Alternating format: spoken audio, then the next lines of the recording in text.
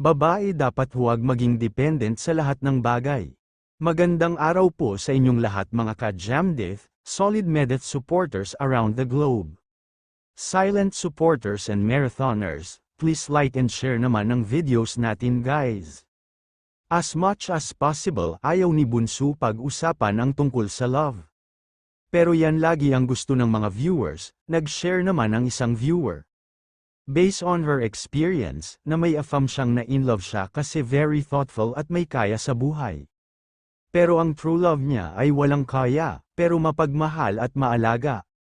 Sabi nga ni Bunso na sigurado ka ba na in love ka, o kailangan mo lang siya materially. Kaya yun daw talaga ang pinupush ni Bunso, na ang mga kababaihan ay maging independent sa lahat ng bagay. Kasi paano na lang one day iwan ka ng mahal mo, o yung nagpapasaya sa'yo. O mga bagay na material mawala sa'yo, malugmok ka na. Hindi mo na kaya mag-move on, o nahihirapan ka harapin ang katotohanan. Kasi nakadepende ka sa mga bagay na yun, o tao na yun. Hindi ka na magiging masaya, lalo na sa relasyon, na may mga babae na kahit sinasaktan na ng lalaki ay pinili pa din na magstay kahit niloloko na.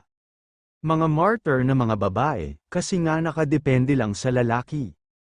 Dapat you can stand on your own, may point din si Bunso dito. Tama ang sinabi niya, kung time niya na pumili sa dalawa. Piliin na niya ang true love niya, kasi ang pera mabilis lang makita kung masipag ka lang. Pero kasi yung totoong pagmamahal, pag-aalaga, pagtrato niya sa'yo na may respeto, kung paano ka pinahahalagahan, ay walang katumbas na material yon o pera, anyway may masasaktan talaga siya sa dalawa.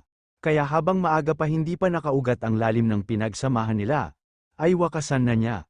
Kasi hindi lang sila ang masaktan niya, pati sarili niya damay sa sakit na dulot niya. Hanggang sa muli po mga ka-viewers, happy and healthy community is our priority. Maraming salamat po sa inyong lahat.